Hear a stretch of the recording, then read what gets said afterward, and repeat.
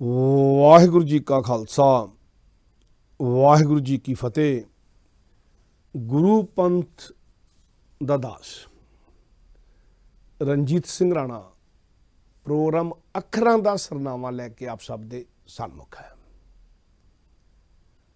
ਆਪ ਜਾਣਦੇ ਹੋ ਇਸ ਪ੍ਰੋਗਰਾਮ ਦੇ ਵਿੱਚ ਵਿਸ਼ੇਸ਼ ਤੌਰ ਦੇ ਉੱਤੇ ਸਿੱਖ ਸਾਹਿਤ ਦੀ ਗੱਲ ਕੀਤੀ ਜਾਂਦੀ ਹੈ, ਸਿੱਖ ਫਲਸਫੇ ਦੀ ਗੱਲ ਕੀਤੀ ਜਾਂਦੀ ਹੈ, ਸਿੱਖ ਸਾਹਿਤਕਾਰਾਂ ਦੀ ਗੱਲ ਕੀਤੀ ਜਾਂਦੀ ਹੈ, ਪੰਜਾਬੀ ਸਾਹਿਤ ਤੇ ਪੰਜਾਬੀ ਸਾਹਿਤਕਾਰਾਂ ਦੀ ਗੱਲ ਗੁਰਮਤਿ ਦੇ ਦ੍ਰਿਸ਼ਟੀਕੋਣ ਤੋਂ ਕੀਤੀ ਜਾਂਦੀ ਹੈ।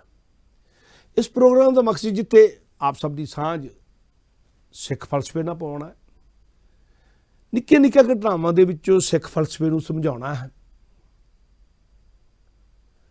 ਗੁਰਬਾਣੀ ਤੇ ਗੁਰਮਤਿ ਸਿਧਾਂਤਾਂ ਦੇ ਉੱਤੇ ਤੁਹਾਡਾ ਵਿਸ਼ਵਾਸ ਪ੍ਰਗਟ ਕਰਾਉਣਾ ਹੈ।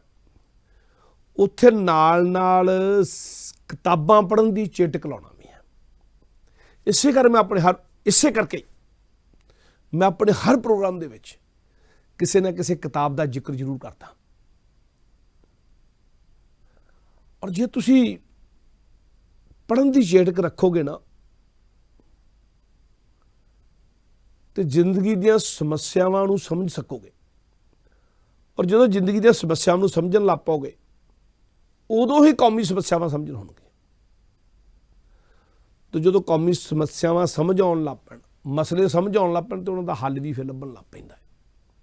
ਅਸੀਂ ਬੜੀ ਮੁੱਢਲੀ ਜਿਹੀ ਸਟੇਜ ਤੇ ਹਾਂ, ਸਾਨੂੰ ਪਤਾ ਹੀ ਨਹੀਂ ਲੱਗਦਾ ਕਿ ਸਾਡੇ ਕੌਮੀ ਮਸਲੇ ਕਿਹੜੇ ਹਨ, ਸਾਨੂੰ ਉਹਨਾਂ ਦੇ ਹੱਲ ਦਾ ਵੀ ਨਹੀਂ ਪਤਾ ਲੱਗਦਾ। ਸਾਨੂੰ ਆਪਣੇ ਗੁਰੂ ਦੀ ਸਮਰੱਥਾ ਕਿੰਨੀ ਵੱਡੀ ਆ ਉੱਤੇ ਵੀ ਪੂਰਾ ਯਕੀਨ ਨਹੀਂ ਬਚਦਾ, ਕਿਉਂਕਿ ਸਾਡੇ ਅੰਨੇ ਆਗੂਆਂ ਨੇ ਖਲਜਗਨ ਹੀ ਇੰਨਾ ਵੱਡਾ ਖੜਾ ਕਰ ਦਿੱਤਾ। ਅੱਜ ਮੈਂ ਖਾਸ ਤੌਰ ਦੇ ਉੱਤੇ ਪ੍ਰਿੰਸੀਪਲ ਸਤਬੀਰ ਸਿੰਘ ਬੜੇ ਵੱਡੇ ਲਿਖਾਰੀ ਹੋਏ, ਉਹਨਾਂ ਦੀ ਇੱਕ ਲਿਖਤ ਦਾ ਸਾਰ ਤੁਹਾਡੇ ਨਾਲ ਸਾਂਝਾ ਕਰਨਾ। ਪ੍ਰਿੰਸੀਪਲ ਸਤਬੀਰ ਸਿੰਘ ਜੀ ਕਿਸੇ ਟਾਈਮ ਸ਼੍ਰੋਮਣੀ ਗੁਰਦੁਆਰਾ ਪ੍ਰਬੰਧਕ ਕਮੇਟੀ ਦੀ ਧਰਮ ਪ੍ਰਚਾਰ ਕਮੇਟੀ ਦੇ ਵੀ ਮੁਖੀਆਂ ਵਜੋਂ ਵਿਚਰੇ, ਬੜੇ ਵੱਡੇ ਲਿਖਾਰੀ ਸਨ। ਸਾਰਾ ਹੀ ਸਿੱਖ ਇਤਿਹਾਸ ਉਹਨਾਂ ਨੇ ਤੇ ਨਵੀਂ ਬੋਲੀ 'ਚ, ਕਿਉਂਕਿ ਸਾਡਾ ਇਤਿਹਾਸ ਸਾਰਾ ਕਵਿਤਾ ਹੀ ਲਿਖਿਆ ਮਿਲਦਾ ਸੀ, ਪਰ ਉਹਨਾਂ ਨੇ ਨਵੀਂ ਬੋਲੀ ਦੇ ਵਿੱਚ ਸਾਰੇ ਪੁਰਾਤਨ ਗ੍ਰੰਥਾਂ ਨੂੰ ਫੋਲ ਕੇ ਇਹ ਸਾਡੇ ਸਮਝਣ ਜੋਗਾ ਉਹਨਾਂ ਨੇ ਕੀਤਾ। ਗੁਰ ਇਤਿਹਾਸ ਸਾਰਾ ਉਹਨਾਂ ਨੇ ਲਿਖਿਆ, ਦੁਬਾਰਾ ਦੁਹਰਾ ਕੇ ਲਿਖਿਆ, ਸ਼ਰਧਾ ਦੇ ਨਾਲ ਲਿਖਿਆ। ਗੁਰ ਇਤਿਹਾਸ ਦੀਆਂ ਕੋਈ ਸਾਖੀਆਂ ਸੰਗ੍ਰਹਿਤ ਕੀਤੀਆਂ, ਆਦ ਸਾਖੀਆਂ ਦੇ ਨਾਂ ਦੇ ਥੱਲੇ ਵੀ ਗੁਰੂ ਸਾਹਿਬ ਦੀਆਂ ਕੁਛ ਉਹ ਗੱਲਾਂ ਜਿਹੜੀਆਂ ਹਿਰਦੇ ਨੂੰ ਵਿਸ਼ੇਸ਼ ਤੌਰ 'ਤੇ ਡੁੰਬਦੀਆਂ ਨੇ, ਸ਼ਰਧਾਵਾਨਾਂ ਨੂੰ, ਉਹ ਸਾਂਝੀਆਂ ਕੀਤੀਆਂ। ਮੰਨੋ ਭਾਵੇਂ ਨਾ ਮੰਨੋ ਦੇ ਨਾਂ ਥੱਲੇ ਉਹਨਾਂ ਦਾ ਇੱਕ ਛੋਟਾ ਜਿਹਾ ਟਰੈਕਟਰ, ਉਹਨਾਂ ਦੀ ਬਹੁਤੀਆਂ ਕਿਤਾਬਾਂ ਸ਼੍ਰੋਮਣੀ ਗੁਰਦੁਆਰਾ ਪ੍ਰਬੰਧਕ ਕਮੇਟੀ ਨੇ ਛਾਪੀਆਂ। ਔਰ ਜੇ ਕਿਤੇ ਪ੍ਰਿੰਸੀਪਲ ਸਤਬੀਰ ਸਿੰਘ ਕੀ ਸਨ ਜੇ ਉਹਨਾਂ ਨੂੰ ਜਾਣਨਾ ਹੋਵੇ ਤਾਂ ਉਹਨਾਂ ਦੇ ਭਰਾ ਹੋਏ ਨੇ ਪ੍ਰੋਫੈਸਰ ਬਲਵਿੰਦਰ ਸਿੰਘ ਜੀ, ਉਹਨਾਂ ਨੇ ਉਹਨਾਂ ਦੀ ਜੀਵਨੀ ਵੀ ਲਿਖੀ ਆ। ਸੋ ਭਾਈ ਮੇਰੇ ਮਨ ਭਾਵੇ ਜੀਵਨ ਗਾਥਾ ਪ੍ਰਿੰਸੀਪਲ ਸਤਬੀਰ ਸਿੰਘ ਜੀ, ਉਹਨਾਂ ਦੇ ਭਰਾ ਦੀ ਲਿਖੀ ਹੋਈ ਬਲਵਿੰਦਰ ਸਿੰਘ ਦੀ, ਪ੍ਰੋਫੈਸਰ ਬਲਵਿੰਦਰ ਸਿੰਘ ਦੀ। ਸੋ ਭਾਈ ਮੇਰੇ ਮਨ ਭਾਵੇ, ਉਹ ਭਰਾ ਜਿਹਨੇ ਗੁਰਮਤਿ ਵਾਲੇ ਪਾਸੇ ਲਾਇਆ। ਪ੍ਰੋਫੈਸਰ ਬਲਵਿੰਦਰ ਸਿੰਘ ਵੀ ਵੱਡੇ ਲਿਖਾਰੀ ਸਨ, ਵਾਹਵਾ ਨਾਮਣੇ ਵਾਲੇ ਲਿਖਾਰੀ ਸਨ। ਸੋ ਉਹਨਾਂ ਨੇ ਵੀ ਕਿਤਾਬਾਂ ਵੀ ਲਿਖੀਆਂ, ਪਰ ਉਹਨਾਂ ਨੇ ਆਪਣੇ ਭਾਈ ਦੀ ਜੀਵਨੀ ਵੀ ਲਿਖੀ। ਮੈਂ ਆਪਣੀ ਗੱਲ ਤੇ ਆਵਾਂ, ਜਿਹੜੀ ਮੈਂ ਗੱਲ ਤੁਹਾਡੇ ਨਾਲ, ਇੱਕ ਛੋਟਾ ਜਿਹਾ ਪੈਂਫਲੇਟ ਸੀ ਸ਼੍ਰੋਮਣੀ ਗੁਰਦੁਆਰਾ ਪ੍ਰਬੰਧਕ ਕਮੇਟੀ ਦਾ ਛਾਪਿਆ ਹੋਇਆ, ਸ਼੍ਰੋਮਣੀ ਗੁਰਦੁਆਰਾ ਪ੍ਰਬੰਧਕ ਕਮੇਟੀ ਦੀ ਧਰਮ ਪ੍ਰਚਾਰ ਕਮੇਟੀ ਦਾ ਛਾਪਿਆ ਹੋਇਆ, ਇੱਦਾਂ ਕਹਿ ਲਓ, ਲਿਖਿਆ ਪ੍ਰਿੰਸੀਪਲ ਸਤਬੀਰ ਸਿੰਘ ਜੀ ਦਾ। ਔਰ ਪ੍ਰਿੰਸੀਪਲ ਸਤਬੀਰ ਸਿੰਘ ਨੂੰ ਇਕੱਲਾ ਸ਼੍ਰੋਮਣੀ ਗੁਰਦੁਆਰਾ ਪ੍ਰਬੰਧਕ ਕਮੇਟੀ ਨੇ ਨਹੀਂ ਛਾਪਿਆ, ਉਹਨੂੰ ਪੰਜਾਬੀ ਦੇ ਵੱਡੇ ਪਬਲਿਸ਼ਰਾਂ ਨੇ ਵਾਰ-ਵਾਰ ਛਾਪਿਆ। ਪੰਜਾਬੀ ਦੇ ਜਿਹੜੇ ਸਭ ਤੋਂ ਜ਼ਿਆਦਾ ਲੇਖਕ ਪੜ੍ਹ ਹੁੰਦੇ ਨੇ, ਉਹਨਾਂ ਵਿੱਚੋਂ ਜੇ 2-4 ਨਾਂ ਲੈਣੇ ਹੁਣ ਤੇ ਭਾਈ ਵੀਰ ਸਿੰਘ ਜੀ, ਪ੍ਰਿੰਸੀਪਲ ਸਤਬੀਰ ਸਿੰਘ ਜੀ ਉਹਨਾਂ ਵਿੱਚੋਂ ਇੱਕ ਨੇ, ਜਿਨ੍ਹਾਂ ਦੀ ਬਹੁਤ ਵੱਡੀ ਦੇਣ ਭਾਈ ਵੀਰ ਸਿੰਘ ਜੀ, ਆਪਣੇ ਭਾਈ ਕਾਹਨ ਸਿੰਘ ਨਾਭਾ ਜੀ, ਭਾਈ ਰਣਧੀਰ ਸਿੰਘ ਜੀ, ਔਰ ਉਹਨਾਂ ਦੇ ਵਿੱਚ ਹੀ ਪ੍ਰਿੰਸੀਪਲ ਸਤਬੀਰ ਸਿੰਘ ਜੀ, ਪਿੱਛੇ ਹਟਵੇ ਪ੍ਰੋਫੈਸਰ ਸਾਹਿਬ ਸਿੰਘ ਜੀ, ये प्रोफैसर ਸਾਹਿਬ ਸਿੰਘ जी ਤੇ प्रिंसीपल सुखबीर सिंह जी बहुत ਵੱਡੀਆਂ हस्तियां हुई ने। तो ट्रैक्टर की मैं गल कर लगा, ट्रैक्टर का नाम वाक विश्वास। गुरु ग्रंथ साहब के जो हुक्मनामे आते हैं समय समय, उन्होंने हुक्मनामे का उन्हें जिक्र किया जिन्हों का साढ़े को जिन्होंने हुक्मनामा का साढ़े को हवाला है, जिन्होंने हुक्मनामा साढ़े को इतिहास है, उन्होंने जिक्र किया। वो मैं उन्होंने वाक विश्वास वाले बेशक बाकी पुराने हुक्मनामे छड्ड भी दिते जान, जो कुछ साडे सामने होया, जो कुछ साडे सामने साडियां जिन्नियां उमरां ने जो साडे सामने वापरिया, मैं वो दो तीन हुक्मनामे की गल कर लैनी है, क्योंकि जिन्ना को साडे कोल समा हुंदा उन्हें च इन्नी को गल ही कीती जा सकती है। ट्रैक्टर का नाम है वाक विश्वास, प्रिंसीपल सुखबीर सिंह का लिखा होया, श्रोमणी गुरुद्वारा प्रबंधक कमेटी की धर्म प्रचार कमेटी का छापिया होया। और वाक विश्वास के विच कहंदे ने कि जे तुसीं अपने गुरु ते विश्वास करिए ना, जी भूमिका बंदे ने, तो फिर साडे पुरातन हवालियां ने जिक्र किया, दई गुरु ग्रंथ आवाज सो करे गो हमरे काज, के अपनी कौम दे काज गुरु ग्रंथ साहब आप करेगा। श्री गुरु ग्रंथ साहब अपनी कौम दे काज आप करेगा, साडा निश्चय श्री गुरु ग्रंथ साहब ते होना चाहिए।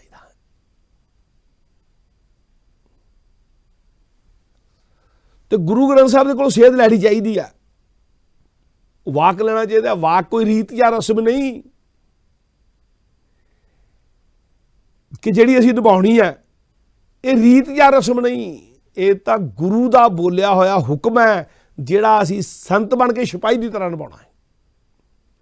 संत बन के मतलब पूरे विश्वास नाल श्रद्धा नाल, सिपाही की तरह जरूरी डिसिपलिन च रह के अनुशासन च रह के, जिद्दां सतगुरु ने आख्या। गुरु का हुक्म है संत बन के सिपाही की तरह निभाना है। हुक्मनामा लैन वाली गल, हर काम हुक्मनामा लैके करना है। कौमी काम तो हुक्मनामे तो बिना करना ही नहीं कोई भी। सतगुरु बोलते हैं, जाहरा रूप च बोलते हैं, प्रतख रूप च बोलते हैं, अगवाई देंदे ने, ते उहदियां उदाहरणां प्रिंसीपल सुखबीर सिंह ने दित्तियां ने इतिहासक हवालियां दे नाल। प्रिंसीपल सुखबीर सिंह जी कहते हैं कि जदों दरबार साहब के उत्ते 1984 दे विच हमला होया, सदियां बाद अबदाली तो बाद मर्यादा भंग हुई, 1762 तो बाद 1764 तो बाद तकरीबन 220 साल तो समा तो बाद दरबार साहब की मर्यादा भंग की गई।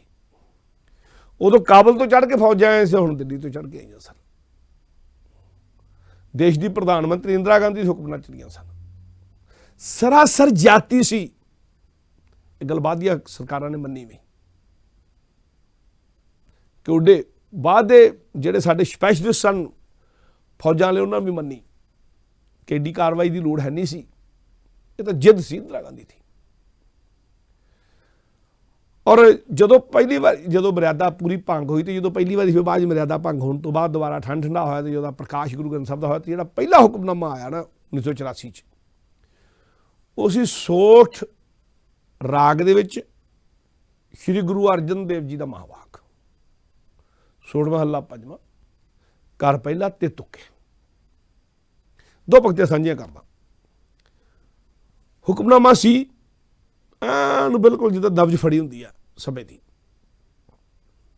गुरु ग्रंथ साहब बोले, फिर मर्यादा भंग होने तो बाद पहली बार जो प्रकाश होया, श्री गुरु ग्रंथ साहब का उस वाक ते विश्वास लैके आइए। श्री गुरु ग्रंथ साहब ने ऐलान करता, किसों जाची किस अराधी जा सब को कीता होसी, जो जो दीसे वडा वडेरा सो सो खाकू रलसी। किस अगे आराधना करिए, किस अगे जाचना करिए, किस तो न्याय मंगीए, जाचना बेनती किस अगे करिए, किस अगे आराधना करिए, जो सब को कीता हो सी, जो सारा कुछ अकाल पुरख के परमात्मा के कीते होना है। गुरु ग्रंथ साहब ने निर्णा दे दिता, इन्हां दे मोहरे झुकण झकण की लोड़ नहीं कदे भी। अकाल पुरख के नाल जुड़ जो, सर्व समराध दे नाल जुड़ जो, जो जो दिसे वड्डा वडेरे, जिहड़ा अपने आप च वड्डा वडेरा बनिया फिरदा है ना, जिहड़ा चढ़ के आया है, जो जो दिसी वड्डा वडेरा सो सो खाकू रलसी ने खाक च रल जाना। ਐਲਾਨ ਕਰਤਾ ਗੁਰੂ ਗ੍ਰੰਥ ਸਾਹਿਬ ਨੇ, ਵਾਕ ਦੇਤਾ ਗੁਰੂ ਗ੍ਰੰਥ ਸਾਹਿਬ ਨੇ, ਭਵਿੱਖਬਾਣੀ ਕਰਤੀ ਆਪਣੇ ਆਪ ਦੇ ਵਿੱਚ ਕਿ ਜਿਨ੍ਹਾਂ ਦੇ ਹੁਕਮ ਨਾਲ ਹਮਲਾ ਹੋਇਆ ਉਹ ਵੀ ਗਏ ਤੇ ਜਿਹੜੇ ਹਮਲਾ ਕਰਕੇ ਆਏ ਨੇ ਉਹ ਵੀ ਗਏ। ਤੇ ਫਿਰ ਸ਼ਾਇਦ ਸਤਿਗੁਰੂ ਦਾ ਸੁਨੇਹਾ ਦਿੱਤਾ ਹੋਇਆ ਪਹਿਲਾਂ ਦਾ ਹੀ, ਜੂਨ ਦੇ ਵਿੱਚ ਹੀ ਸੁਨੇਹਾ ਦਿੱਤਾ, ਜਦੋਂ ਪਹਿਲੀ ਵਾਰੀ ਪ੍ਰਕਾਸ਼ ਹੋ ਉਹਦੇ ਸੁਨੇਹਾ ਦੇ ਦਿੱਤਾ ਗੁਰੂ ਗ੍ਰੰਥ ਸਾਹਿਬ ਨੇ। ਪਰ ਦੁਨੀਆ ਦੇ ਇਤਿਹਾਸ 'ਚ ਕਦੀ ਇੱਦਾਂ ਨਹੀਂ ਹੋਇਆ ਕਿ ਕਿਸੇ ਦੇਸ਼ ਦਾ ਪ੍ਰਧਾਨ ਮੰਤਰੀ ਵੀ ਤੇ ਕਿਸੇ ਦੇਸ਼ਾਂ ਦੀ ਫੌਜ ਦਾ ਚੀਫ ਵੀ ਦੋਨੇ ਆਪਣੀਆਂ ਕੁਦਰਾਂ 'ਚ ਬੈਠੇ ਹੋਏ, ਆਪਣੇ ਘਰਾਂ 'ਚ ਬੈਠੇ ਹੋਏ ਗੋਲੀਆਂ ਨਾਲ ਛਲ ਨਹੀਂ ਹੋ ਗਿਆ। ਹੁਣ ਇੰਦਰਾ ਗਾਂਧੀ ਵੀ ਹੋਈ, general Vaidya chief of the army staff ਵੀ ਹੋਇਆ। ਦੁਨੀਆ 'ਚ ਕਦੇ ਇੱਦਾਂ ਨਹੀਂ ਵਾਪਰਿਆ ਕਦੀ ਕਿ ਕਿਸੇ ਇੱਕ ਦੇਸ਼ ਦੇ ਇੱਕ ਸਾਕੇ ਦੇ ਪਿੱਛੇ ਕਿਸੇ ਦੇਸ਼ ਦਾ ਪ੍ਰਧਾਨ ਮੰਤਰੀ ਤੇ ਫੌਜਾਂ ਦਾ ਚੀਫ ਵੀ ਇੱਕੋ ਸਾਕੇ ਪਿੱਛੇ ਇੱਕੋ ਸਮੇਂ 'ਚ ਜਾਂਦੇ ਲੱਗੇ। ਜਨਰਲ ਵੇਦਿਆ ਵੀ, ਇੰਦਰਾ ਗਾਂਧੀ ਵੀ। ਸੋ ਗੁਰੂ ਗ੍ਰੰਥ ਸਾਹਿਬ ਨੇ ਪਹਿਲਾਂ ਕਰਤਾ ਸੀ, ਜੋ ਜੋ ਦੀਸੇ ਵੱਡਾ ਵਡੇਰਾ ਸੋ ਸੋ ਖਾਕੁਰ ਸੀ। ਖਾਕ 'ਚ ਮਿਲ ਗਿਆ ਤੁਹਾਨੂੰ, ਪਰ ਖਾਕ 'ਚ ਐਸੇ ਮਿਲੇ ਕਿ ਅੱਜ ਤੱਕ ਉੱਠ ਨਹੀਂ ਸਕੇ ਉਹਨਾਂ 'ਚ ਕੋਈ। ਦੇਸ਼ ਦੇ ਵਿੱਚ ਉਹਨਾਂ ਦੀ ਗੱਲ ਉਸ ਪੱਧਰ ਤੇ ਰਹੀ ਨਹੀਂ, ਉਸ ਪਾਰਟੀ ਦੀ ਵੀ ਗੱਲ ਉਸ ਪੱਧਰ ਤੇ ਨਹੀਂ ਰਹੀ। ਮੈਂ ਗੱਲ ਕਰਾਂਗਾ ਗਾਂ ਜੇ ਸਮਾਂ ਹੋਇਆ ਤਾਂ। ਔਰ ਗੁਰੂ ਗ੍ਰੰਥ ਸਾਹਿਬ ਦਾ ਹੁਕਮਨਾਮਾ ਇੱਕ ਬੰਨੇ ਨਾਲ ਨਾਲ ਉਹਨਾਂ ਦਿਨਾਂ ਦੇ ਵਿੱਚ ਜਿਹੜੀ ਦੇਸ਼ ਦੀ ਪ੍ਰਧਾਨ ਮੰਤਰੀ ਇੰਦਰਾ ਗਾਂਧੀ ਦੇ ਮਨ ਦੀ ਦਸ਼ਾ ਸੀਗੀ, ਦਰਬਾਰ ਸਾਹਿਬ ਦੇ ਹਮਲੇ ਤੋਂ ਬਾਅਦ ਕਹਿਣ ਲੱਗ ਪਈ ਸੀ ਉਹ ਕਿ ਹਨੇਰਾ ਹੀ ਹਨੇਰਾ ਹੋ ਗਿਆ ਜ਼ਿੰਦਗੀ 'ਚੋਂ ਆਨੰਦ ਗਵਾਚ ਗਿਆ, ਜ਼ਿੰਦਗੀ 'ਚੋਂ ਚਾਨਣਾ ਗਵਾਚ ਗਿਆ।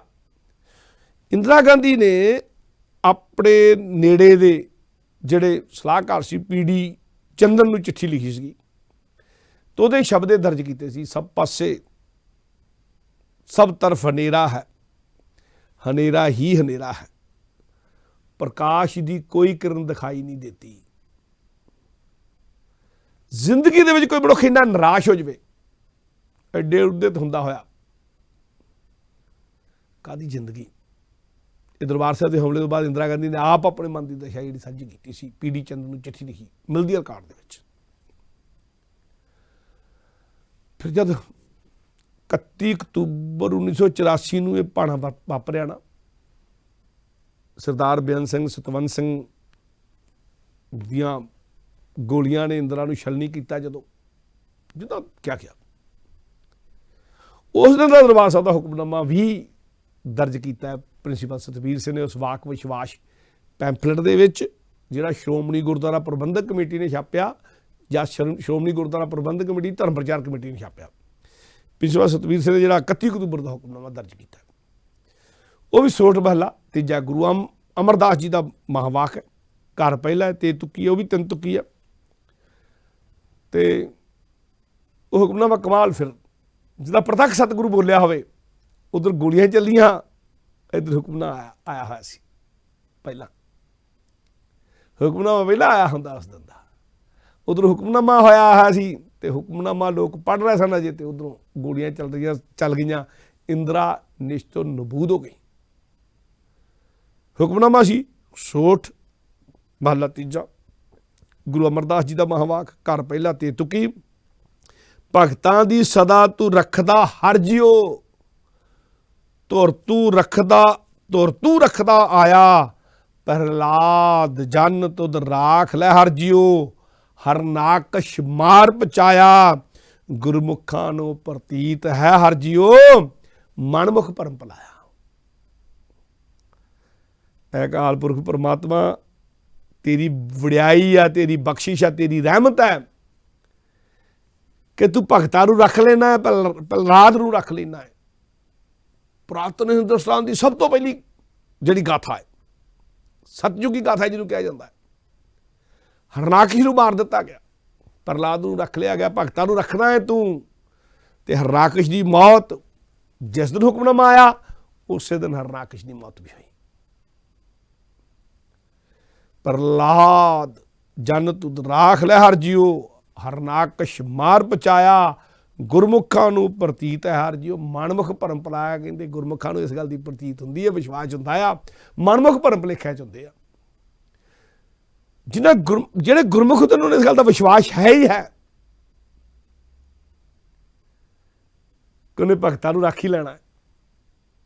ਜਿੱਡੀ ਵੱਡੀ ਵਰਜੀ ਮੁਸੀਬਤ ਆਈ ਉਹਦੇ ਚੋਂ ਬਚਾ ਕੇ ਉਹਨਾਂ ਦੇ ਫਿਰ ਬੁਲੰਦੀਆਂ ਕਰਨੀਆਂ ਨੇ। ਅਬਚਲ ਨੀਮ ਧਰੀ ਗੁਰੂ ਨਾਨਕ ਵਾਲੀ ਗੱਲ ਹੈ ਸਿੱਖੀ ਦਾ। ਅਬਚਲ ਨੀਮ ਧਰੀ ਗੁਰੂ ਨਾਨਕ, ਨਿਤ ਨਿਤ ਚੜ੍ਹੇ ਸਵਾਈ। ਇਹਨੇ ਨਿਤ ਨਿਤ ਵੱਧਦੀ ਰਹਿਣਾ, ਚੜ੍ਹਦੀ ਰਹਿਣਾ। ਪਰ ਜਿਹੜਾ ਹਰਨਾਕਸ਼ ਬਣ ਕੇ ਇਹ ਸਿੱਖੀ ਦੇ ਉੱਤੇ ਹਮਲਾਵਰ ਹੋਏਗਾ, ਉਹਨੇ ਨਹੀਂ ਰਹਿਣਾ। ਉਹ ਬੇਸ਼ੱਕ ਕੋਈ ਵੀ ਹੋ ਸਕਦਾ, ਆਪਣਾ ਵੀ ਤੇ ਬਗਾਨਾ ਵੀ, ਉਹਨੇ ਨਹੀਂ ਰਹਿਣਾ। ਇਹ 31 ਅਕਤੂਬਰ ਦਾ 1984 ਦਾ ਹੁਕਮਨਾਮਾ ਸੀ। ਹੁਕਮਨਾਮਾ ਆ ਚੁੱਕਾ ਸੀ, ਉਸੇ ਦਿਨ ਹੀ ਇੰਦਰਾ ਦਾ ਨੈਸ਼ਨਲ ਬੁੱਧ ਹੋ ਗਈ ਇੰਦਰਾ। ਫਿਰ ਭਾਣਾ ਵਰਤ ਗਿਆ। ਭਾਣੇ ਤੋਂ ਬਾਅਦ ਬਦੋਸ਼ੀਆਂ ਦਾ, ਘਰੀ ਬੈਠਿਆਂ ਦਾ, ਸੁੱਤਿਆਂ ਦਾ, ਰਾਹ ਜਾਂਦਿਆਂ ਦਾ, ਅਣਜਾਣ ਲੋਕਾਂ ਦਾ, ਜਿਨ੍ਹਾਂ ਦਾ ਇਸ ਘਟਨਾ ਨਾਲ ਦੂਰ ਤੱਕ ਦਾ ਵਾਸਤਾ ਕੋਈ ਨਹੀਂ ਸੀ, ਉਹਨਾਂ ਨੂੰ ਮਾਰਿਆ ਗਿਆ, ਸਾੜਿਆ ਗਿਆ, ਜਲਾਇਆ ਗਿਆ, ਭੁੰਨਿਆ ਗਿਆ, ਗਲਾਂ 'ਚ ਟਾਇਰ ਪਾ ਕੇ ਨਚਾਇਆ ਗਿਆ, ਬਲਦੇ ਟਾਇਰ ਪਾ ਕੇ ਲੁੱਟਿਆ ਗਿਆ, ਕੁੱਟਿਆ ਗਿਆ, ਘਰੋਂ ਘਰ ਕਰ ਦਿੱਤਾ ਗਿਆ। ਉਹਨਾਂ ਨੂੰ ਮਨ ਪਰਦੇਸੀ ਜੇ ਥੀ ਇਹ ਸਭ ਦੇਸ਼ ਪਰਾਇਆ, ਉਹਨਾਂ ਲਈ ਦੇਸ਼ ਹੀ ਪਰਾਇਆ ਕਰ ਦਿੱਤਾ ਗਿਆ, ਉਹਨਾਂ ਲਈ ਘਰ ਹੀ ਪਰਾਇਆ ਕਰ ਦਿੱਤਾ ਗਿਆ। ਤੇ ਜਦੋਂ ਇਹ ਸਾਰਾ ਕੁਝ ਵਾਪਰ ਰਿਹਾ ਸੀ ਨਾ, ਦੂਸਰੇ ਤੀਸਰੇ ਦਿਨ, ਤੇ ਉਸ ਦਿਨ ਦਰਬਾਰ ਸਾਹਿਬ ਤੋਂ ਆ ਗਿਆ ਕੂਚ ਕਰਨ ਦੀ ਆ ਰਹੀ ਸੀ। ਹੁਕਮਨਾਮਾ ਆ ਰਿਹਾ ਸੀ, ਕਰਨਾ ਕੂਚ, ਰਹਿਣ ਥਿਰ ਨਾਹੀਂ, ਪਰ ਨਾਲ ਚੇਤਾਵਨੀ ਵੀ ਸੀ। संग चलत है हम भी चलना दूर, गवन सिर ऊपर मरना, क्या तू सोया जाग ए आना, तैं जीवन जग सच कर जाना। ये जिंदगी ਜਿਹੜੀ ਨਾਸ਼ਵੰਤ ਹੈ, ਇਹਨੂੰ ਸੱਚ ਕਰਕੇ ਜਾਣ ਲਿਆ ਹੈ, ਇਹਦੇ ਨਾਲ ਮੋਹ ਪਾ ਲਿਆ ਹੈ, ਇਹਦੇ ਨਾਲ ਮੋਹ ਪਾ ਕੇ ਸੁੱਖ ਦੇ ਵੱਡੇ ਵੱਡੇ ਸਮਾਨ ਇਕੱਠੇ ਕਰ ਲੈਣੇ, ਪਰ ਆਪਣੀ ਰੱਖਿਆ ਦਾ ਕੋਈ ਸਮਾਨ ਇਕੱਠਾ ਕੀਤਾ ਨਹੀਂ। ਭੁਗਤ ਹੁਣ ਫਿਰ संग चलता है हम भी चलना दूर, गवन सिर ऊपर मरना, क्या तू सोया जाग ए आना, तै जीवन जग सच कर जाना। अपनी रखिया का समान तो इकट्ठा नहीं किया,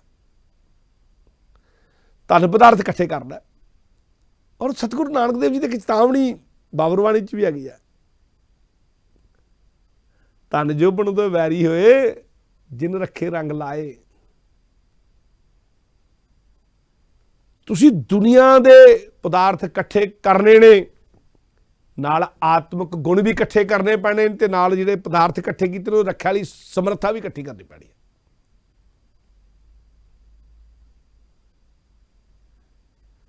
ਕੌਮ ਨੂੰ ਐਵੇਂ ਨਹੀਂ, ਕਲਗੀਧਰ ਪਾਤਸ਼ਾਹ ਨੇ ਕਿਰਪਾਨ ਨਾਲ ਜੁੜਿਆ ਸਿਧਾਂਤ ਸੀ ਸਿੱਖੀ ਦਾ ਫਲਸਫਾ ਹੈ।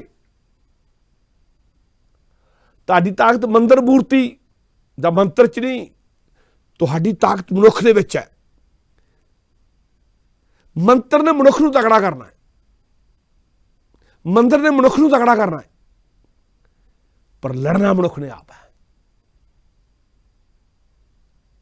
ਤੇ ਉਹਦੇ ਲਈ ਤੁਹਾਨੂੰ ਆਪਣੀ ਰੱਖਿਆ ਦਾ ਹਥਿਆਰ ਵੀ ਚਾਹੀਦਾ, ਸਮਾਨ ਵੀ ਚਾਹੀਦਾ ਹੈ। ਔਰ ਸਤਿਗੁਰੂ ਨੇ ਇਹ ਗੱਲ ਹੁਕਮਨਾਮੇ ਝਾਕ ਦਿੱਤੀ ਕਲਗੀਧਰ ਸ਼੍ਰੀ ਗੁਰੂ ਗ੍ਰੰਥ ਸਾਹਿਬ ਜੀ ਨੇ।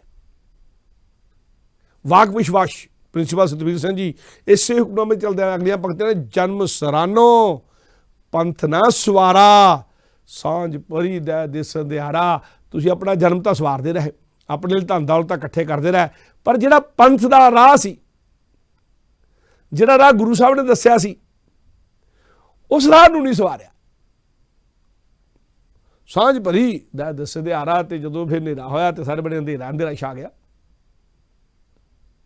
ਜਦੋਂ ਸੂਰਜ ਡੁੱਬਾ ਅੰਧੇਰਾ ਛਾ ਗਿਆ ਸਾਰੇ ਬੰਨੇ, ਚਾਨਣ ਦੀ ਕੋਈ ਚਿੰਨ੍ਹ ਪਕੜ ਕੇ ਨਹੀਂ ਰੱਖ ਸਕੇ। ਇਹ ਹੁਕਮਨਾਮਾ ਉਸ ਦਿਨ ਉਦੋਂ ਆ ਰਿਹਾ ਸੀ ਜਦੋਂ ਦਿੱਲੀ ਦੇ ਵਿੱਚ ਸਿੱਖਾਂ ਦੇ ਕਤਲੇਆਮ ਹੋ ਰਿਹਾ ਸੀ। ਸਤਿਗੁਰੂ ਕਿੰਨੀ ਪ੍ਰਤੱਖ ਗਵਾਹੀ ਦੇ ਰਹੇ ਸਨ। ਔਰ ਇਹ ਹੁਕਮਨਾਮੇ ਨੂੰ ਅੱਜ ਵੀ ਸਮਝਣ ਦੀ ਲੋੜ ਹੈ ਉਨੀ ਜਿੰਨੀ ਉਦੋਂ ਸੀ। ਆਪਣੀ ਰੱਖਿਆ ਤੁਹਾਡੇ ਆਪਣੇ ਹੱਥ ਹੈ। ਦੂਜਿਆਂ ਦੇ ਵਿਸ਼ਵਾਸ ਤੇ ਜੰਗਾਂ ਨਹੀਂ ਲੜੀਆਂ ਜਾਂਦੀਆਂ। ਯੂਕਰੇਨ ਦੀ ਜੰਗ ਤੋਂ ਸਿੱਖ ਲੈਣਾ ਚਾਹੀਦਾ। ਯੂਕਰੇਨ ਦਾ ਰਾਸ਼ਟਰਪਤੀ ਸਾਬਕਾ ਕਮੇਡੀਅਨ ਤੇ ਬਾਅਦ ਚ ਰਾਸ਼ਟਰਪਤੀ ਬਣਿਆ। ਨਾਟੋ ਦੀ ਤਾਕਤ ਦੇ ਬਲਬੂਤੇ ਤੇ ਉਹ ਛਲਾਵੇ ਦੇ ਵਿੱਚ ਰਸ਼ੀਆ ਵਰਗੀ ਤਾਕਤ ਨੂੰ ਵੰਗਾਰ ਬੈਠਾ।